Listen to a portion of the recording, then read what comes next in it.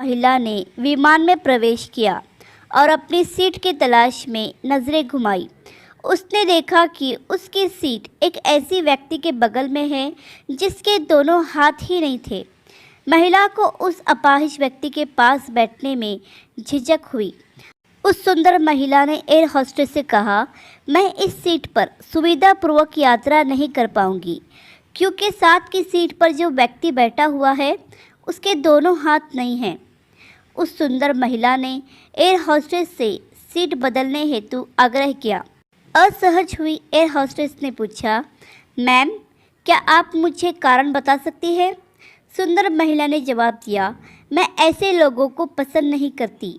मैं ऐसे व्यक्ति के पास बैठकर यात्रा नहीं कर पाऊंगी। दिखने में पढ़ी लिखी और विनम्र प्रतीत होने वाली महिला की यह बात सुनकर एयर होस्टेस अचंभित हो गई। महिला ने एक बार फिर एयर होस्टेस से जोर देकर कहा कि मैं उस सीट पर नहीं बैठ सकती, मुझे कोई दूसरी सीट दे दी जाए। एयर होस्टेस ने खाली सीट की तलाश में चारों ओर नज़र घुमाई पर कोई भी सीट खाली नहीं दिखी। एयर होस्टेस ने महिला से कहा, मैडम, इस इकोनॉमी क्लास में कोई सीट खाली नहीं है, किंतु यात्रियों की सुविधा का ध्यान रखना हमारा दायित्व है। मैं विमान के कप्तान से बात करती हूँ, कृपया तब तक थोड़ा धैर्य रखें। ऐसा कहकर एयर होस्टेस कप्तान से बात करने चली गई। कुछ समय बाद लौटने के बाद उसने महिला को बताया, मैडम, आपको जो असुविधा हुई उसके लिए बहुत खेद है।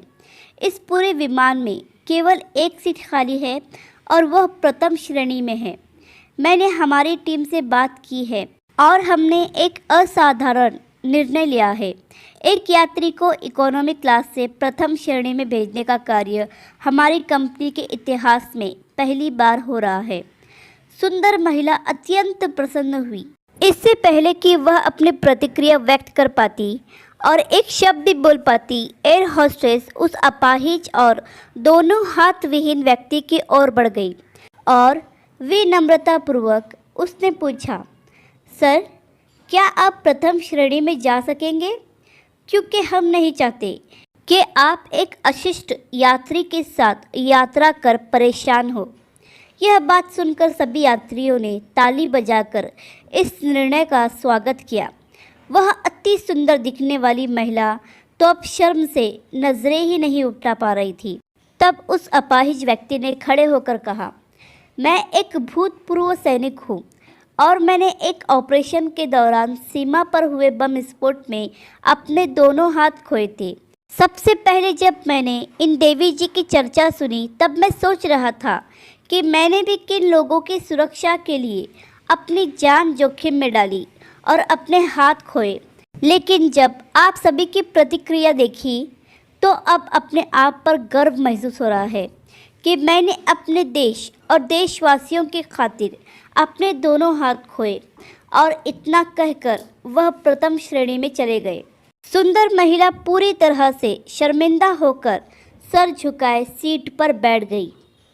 अगर विचारों में उदारता नहीं है तो ऐसी सुंदरता का कोई मूल्य नहीं है। अगर आपको कहानी पसंद आई तो लाइक, सब्सक्राइब और शेयर ज़रूर कीजिए।